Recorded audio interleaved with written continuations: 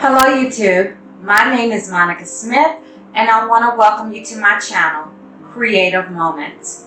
But before I tell you my story on how I escaped an abusive relationship, I want you to look below and hit that red subscribe button. And to be notified each and every time I upload a video, make sure you hit that little bell as well.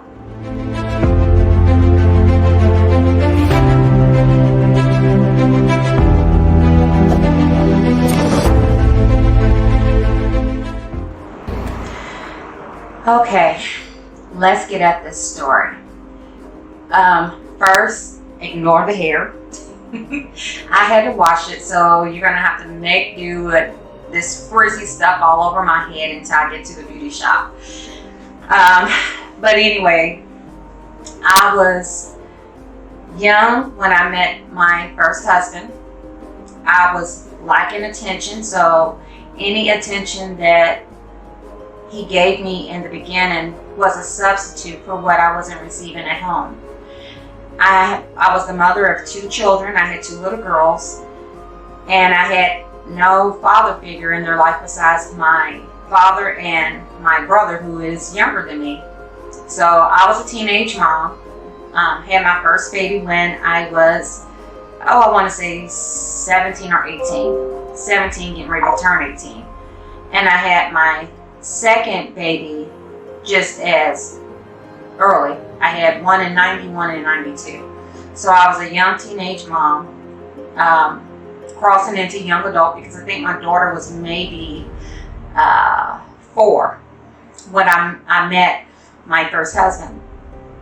Now, in the beginning, everything was peachy keen. He was good to me. He was good to my children. He supported us. He spent time with us. I mean, he was all around the perfect man. Complimented me all the time. He made me feel good about being me. It took a while for the monster to come out, but he was in the military. He was stationed in Fort Knox, and I was working little jobs here and there. I wasn't like really responsible. I wasn't the best Monica. So we started kicking it, and he started being this just loving guy. Now, I did receive a phone call from his first wife. I was his second wife, and she had told me that the reason why she had divorced him was because he was hitting her. I didn't see this in him. You couldn't tell me that.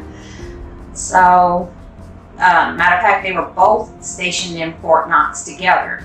She had, the story she told me was she had packed her bags and she had left. So when she called me and she told me, you know, be careful, he's abusive, he's this, he's that. I was like, girl, boo, you mad because you lost your man. And, you know, I didn't want to hear it, because that was not the person that he had portrayed himself to me. Now, keep in mind, they always hide the monster during the courtship. So, within the first year of our relationship, I did notice some signs, but nothing that would run me away. Like, he would ask questions about, why are you coming home late? I think I was working at like a Subway. Why are you coming home late? I came up to your job and you were laughing with one of your coworkers. He looked at you like he wanted you. But, you know, I just thought that was those cute little jealous moments. I'm like, oh, that's adorable. Especially after I got pregnant, you know, with my 3rd child, his first child. So I thought he was just being overprotective and, you know, whatever. Well, I kind of noticed that right after I had our first child, he was having a problem holding a job.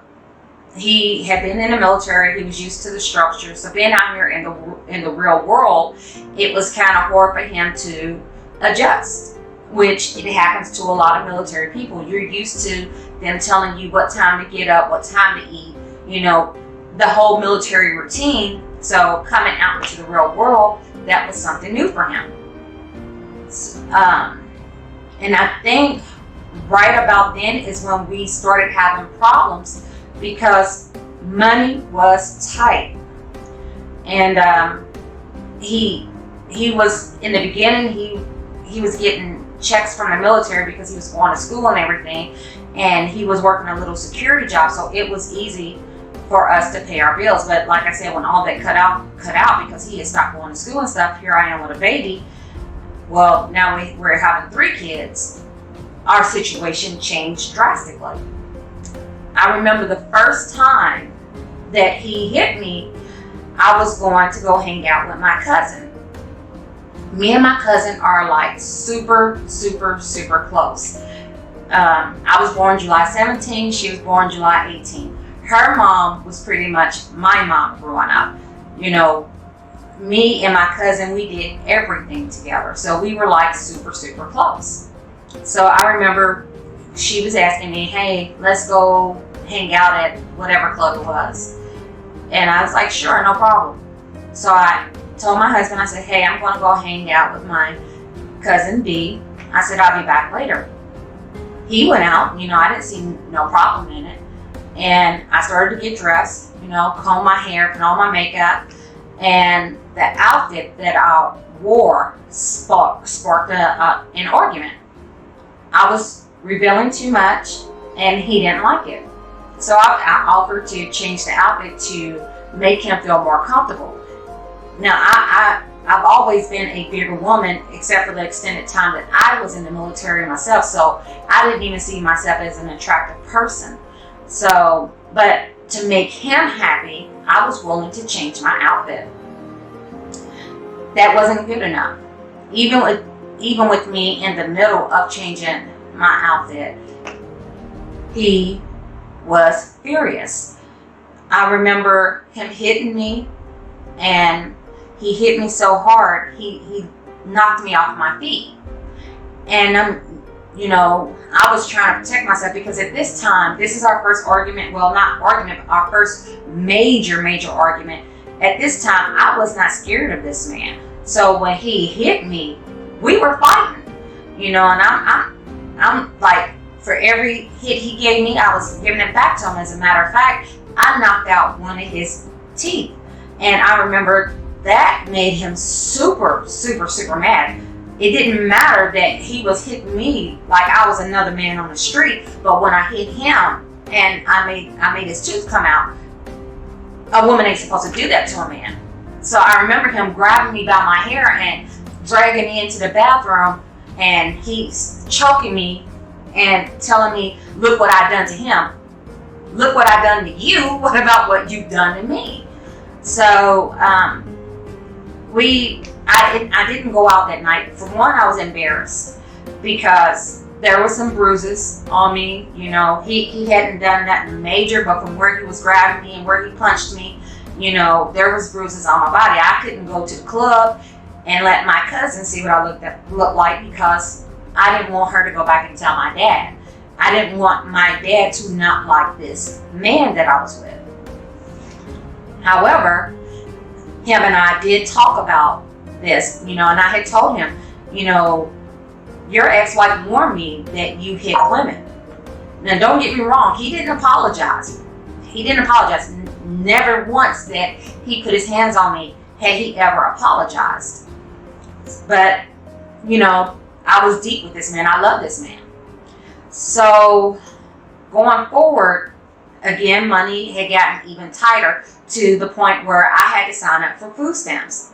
That was a major embarrassment for him. His family never had to depend on welfare, never had to be on food stamps, didn't have to depend on Section 8. He came from a working family. His mother was a nurse, and I don't know what the crap his dad did. I think he was like a construction worker or something. But he came from a working family, and he came from a family where, the man is supposed to provide. So I'm still working my little jobs, and by this time, I'm pregnant with baby number 4. And before anybody says, you know, you shouldn't have got pregnant again. Until you walk in somebody's shoes, please don't judge them, because you never know what type of psychological problems that person is going through. My problem was I had a low self-esteem. I did not value me. I did not know my worth. So you know, just be careful of some of the things that you say to people, because I have said this before, and you know, you get those hateful comments from people about what they wouldn't put up, what they wouldn't do, and how stupid you are. I wasn't stupid. You know, I was learning. I was learning life. I was walking through life. So I'm pregnant with baby number 4. We have baby number 4, and we literally cannot make it. And by this time, at the time that I had baby number 4, the abuse was crazy. I mean, I didn't wake up maybe a day or two and not get the crap knocked out of me. It was always something. I didn't vacuum right. I didn't cook right. I didn't dress the kids right. I didn't get what he wanted at the store. I took too long at the store. I didn't wear what he wanted me to wear. I didn't comb my hair the way that he wanted it combed. I put my makeup on wrong. Not to mention, I caught him with so many other women, and every time I would question him about these other affairs that he was having, I got hit again. I mean, so by this time, after baby number 4, it was no longer, I'm staying because I love you. It was, I'm staying because I'm scared to leave you. That sounds mad. That sounds crazy in a way, but it's true. At this point, I was literally scared to leave him, because if I left and he found me, God knows what he would have did. Or, you know, you just don't know where somebody's mindset is. But money was tight, and he decided that he needed to go back in the military. I was happy, because it was giving me some sort of relief from the constant beatings.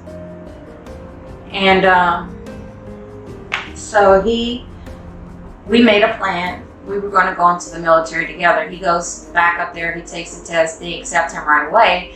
I go up there to take the test, and they tell me I can't because I don't have a high school diploma. I dropped out of high school in the 9th grade, never even got my first half of credit. So our plan was, I go stay with his mom and get my GED, and then once I get situated, I join, then I come and say, we'll go to the military together. Well, he was going to go first. So he leaves, I pack up me and the kids, we go stay at his mom's house. While I'm in Chicago, I do get my GED, and I try to enlist into the military. And they tell me, we take men with the GED, but we don't take women. You have to have a high school diploma. So my husband at that time comes home to celebrate the kids' birthday with me and talk to me about the military, because he was sending his money home so that his mom can help me take care of the kids. He wasn't sending the money to me. He was sending the money to his mom. So when he comes home, the day before my daughter's birthday, he beat the living shit out of me because I couldn't get into the military. I couldn't help him take care of the kids. His mom heard the fight, heard the commotion. So the next day, during my daughter's birthday party, I had 2 black eyes. And I still have that picture to this day. But I was holding my baby, and his family was singing happy birthday. Everybody in the family knew what had happened. We were all singing happy birthday, and I had 2 black eyes to show my daughter for her birthday. He leaves, he goes back to the military, back to his duty station, and his mother tells me, get out. She literally said that she did not want me in her house because I provoked her son to hit me. That was probably the most degrading moment I had ever faced, for someone to tell you that your husband is beating you because you were provoking him. And the only thing that I remember doing that day is telling him I didn't have a high school diploma. I'm sorry. So I go back home with 4 kids on my hip, and I get a project apartment because my husband wasn't helping me take care of these kids, and I go to school. And then I'm going to school 9 hours a day. It was like 3 hours in the morning, 3 hours in the afternoon, 3 hours in the evening. And because I couldn't afford babysitting, I would take my kids to class with me and sit them on the floor beside me and let them play. I'll pack up food and stuff and let them play on the floor, feed them during the breaks, and then come back and do my schoolwork. During that time, it only took me 1 year to get my high school diploma. I had already got my GED in Chicago. So then I needed a high school diploma so that I can make my husband happy. I got my high school diploma, and I go back up there and I listened to the military. I gave custody of my kids to my father. Even though my father was a raging alcoholic, he was a good father. He made sure that we had what we needed. Maybe not what we wanted, but what we needed. So I knew that he would be good to my grandchildren, to my children, his grandchildren. They was his world. So he took care of my kids. I joined the military, and I had to go in the military under the Fat Girl program because I was almost 200 pounds.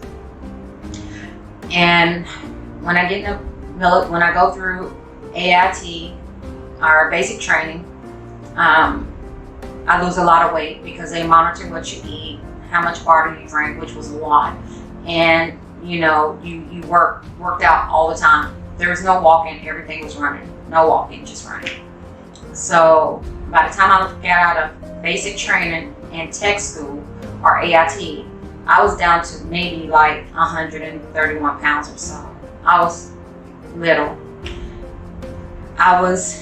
When I graduated tech school, by this time I made friends, and I seen what it was like to have a life outside of an abusive relationship. So I had no plans on going to Germany where my husband was. My orders were to go to Fort Stewart, Georgia. So I was happy, and I was like, okay, when I get there, I'm going to file for divorce and I'm going to move forward with my life.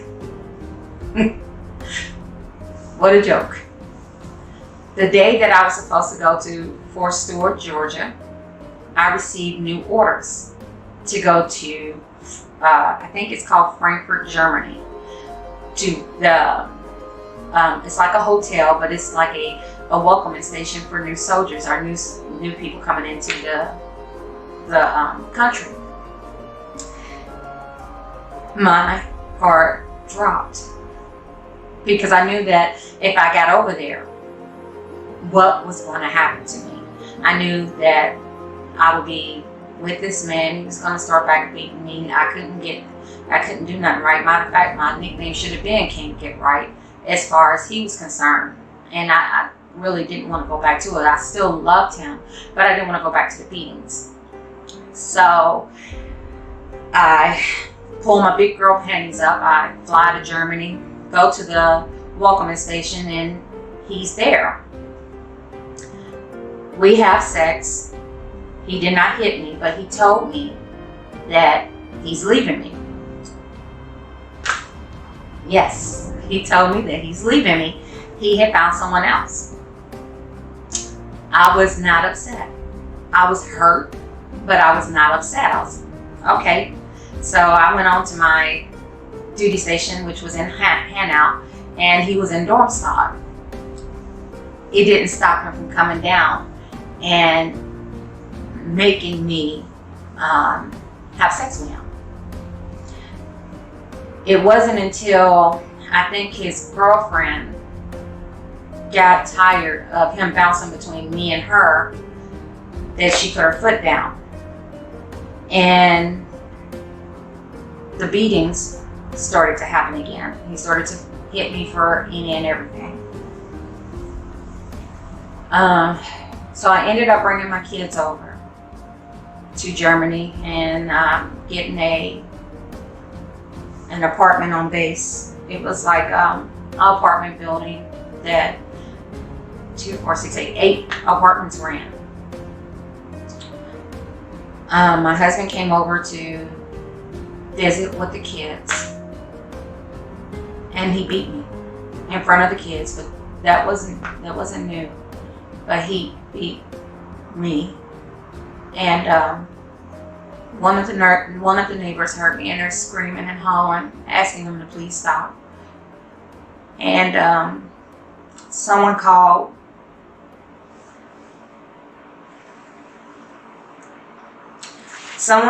the military police. So they get there. Here I am, bruised up, beat up, bleeding. And they tell him to go back to his duty station. No report was found. Nothing was done. They just told him to go back to his duty station. I remember my kids screaming and hollering, "Daddy, don't kill my mommy." That was hard. So the next day, I go to my company commander and I tell him what's going on. So they tell him that he can no longer come down to my duty station, or they were going to file charges against him. Now, I don't take anything away from the military because they have taught me a lot. I appreciate the military, and I feel like everyone who's 18 and over should do at least the first maybe 2 or 3 years, because it gave me a new leaf on life. But how they handled my situation, it was a man's world. So he wasn't allowed to come down there, and I was happy being where I was with the kids until I get this phone call. The phone call came from his girlfriend, who he was now living with, or had been living with. I take it back. It wasn't her. I take it back, I'm lying. It came from her friend. And she tells me that my husband is in the hotel room with this girl. And she gives me the number to the hotel. She gives me the room number of the hotel. It was this girl's friend. So I call myself being smart. I said, I'm gonna call them and let him know that I know that you're with her and I can get you in trouble. So let's just file this divorce and be over. Let things go. So I call the hotel room. She picks up the phone and I said, can I talk to my husband? I said, this is Monica. Can I talk to my husband? Bitch move, Monica. Bitch move. She puts him on the phone and I said, hey, let's let this go. You go your way, I go my way. Let's let this go. I'm not going to report you. I don't want anything to do with you. And I hung up. So that was my new lease on life. And I started to get out again, go party. Now, I did not do it correctly. I should have filed for divorce before I got entangled. Oh, this data pick is word. Before I got in another entanglement with someone else. And I got pregnant. Now, I don't know who called my husband and told him I was pregnant by another man. But he was living with another woman. He was taking care of her child. He wasn't helping me with the kids. We had no contact, so it shouldn't have been an issue. We we were done, at least I thought. And so he pops up at my apartment and he's like, hey, I need to talk to you. Now I'm happy because I'm thinking this is the divorce. Hey, this is over with. This is the divorce. But I didn't want to have this talk in front of the kids. So he was like, let's just go for a ride. Let's just go for a ride. I should have known. I should have known. So we get in the car and I should have thought this through. I should have known something was happening. And we get in the car and we're riding. We get up on the Autobahn and it was kind of quiet. We just little chit chat. And the next thing I know, bam! Right in the side of my face. He hit me so hard that my head slammed against the window. And that wasn't the only hit. He kept hitting me, kept hitting me. But I wasn't that same young, dumb girl that he had been with. So he's hitting me and something inside me said, no more. No more. So as we're on the Autobahn, God be my witness, as we are on the Autobahn, going about 80, 90 miles an hour,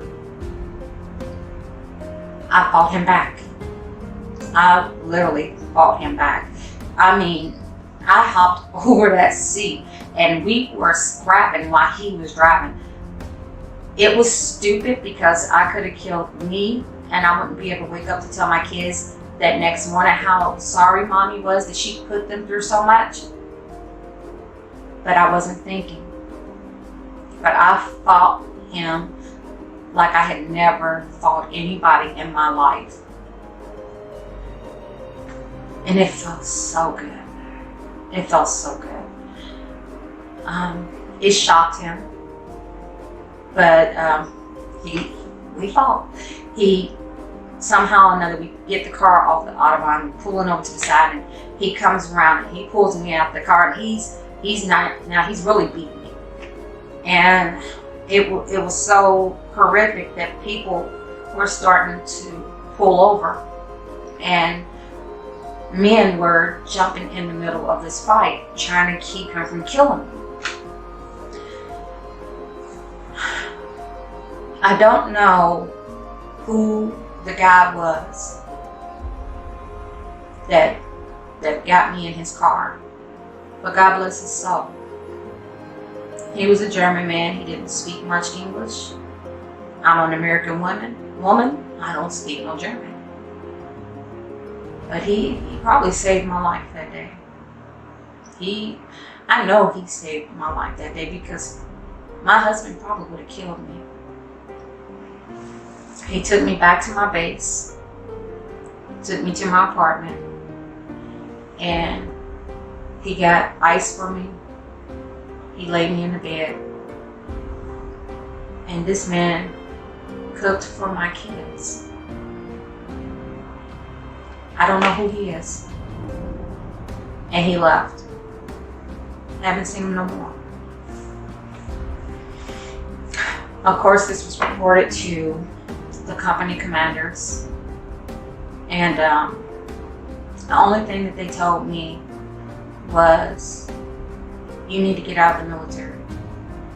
Pick you a discharge, but you need to go home. Because I was bringing too much drama to their company. He got to stay in the military. So I got out on an honorable discharge and I went home. Now this is where the girlfriend calls me. I'm at home and I'm raising my kids. I'm working 2 jobs. I worked for AutoZone and I worked for BP. And this lady calls me and she says, Monica, you have to be the stupidest person in the world. And I said, what? matter of fact, who are you? Now, I will not never say her name, but she's like, this is so-and-so. She's like, Monica, you have to know you're divorced. And I think the reason why she was calling me to tell me that is because I was trying to get the military to make him pay child support, because I was now a single mother and I'm struggling. So she's like, you have to know that you're divorced. And I was like, no. She's like, you've been divorced since you got to Germany. He had filed for divorce, but he had told the divorce attorney he had no clue where I was. So they made a post in the Louisville, Kentucky's Courier Journal. And because I didn't respond in so much time, the divorce was final. And she's like, I can send you a copy of your divorce papers. Now leave my husband alone. I said, you're what? She's like, leave my husband alone. I said, okay. Oh, all right. So I gave her the same warning that my husband's first wife gave me. I said, just like he beat her, and just like he beat me, he's going to beat you. And she told me that he was beating on me because I was so stupid. She wasn't stupid. I said, okay. I said, well, congratulations. I hope you're happy. I had a baby by someone else anyway. I was done. I was happy.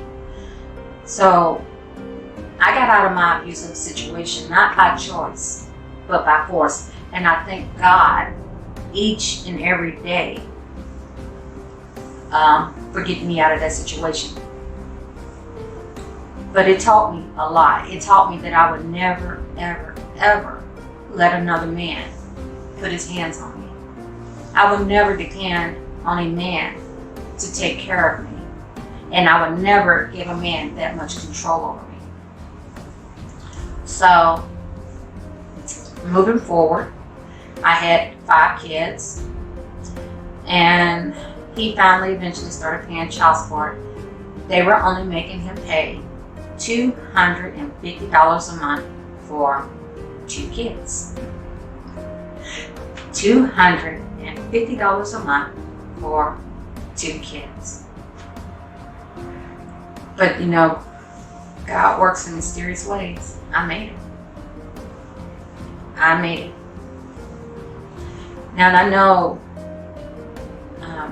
before I even say that, my story is so much deeper than what I told you. That's just a small piece of what happened. I have the reports because I used to get beat all the time. Police would come to our house. Nothing ever happened. And at that time, probably if they took him to jail, probably took him right back. I have pictures. But I use those things to keep it, to remind myself what I will not deal with, what I will not let someone do to me. But spouse abuse or domestic violence is not limited to just women. No. Men can be victims. You know, and children are also victims because they're sitting there and they're watching the other parent get beat. So I didn't get out of my situation, like I said, because I wanted to. I got out of my situation because God said that He has more in store for me. But I had to experience what I experienced to be able to tell my story, and hopefully my story can help someone else. There is a light at the end of that tunnel. You just have to go to it. I know that it's hard. I know that you are afraid.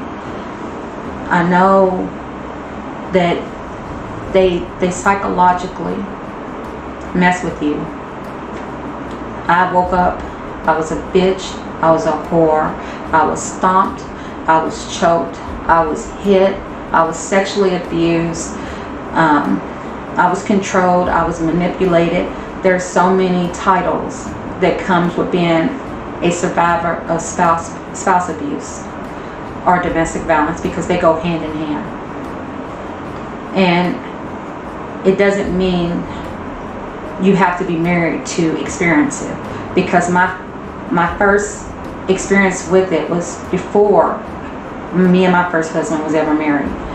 But it could be a family friend, it could be a boyfriend, it could be a girlfriend, it could be an ex-lover, you know, it could be anybody.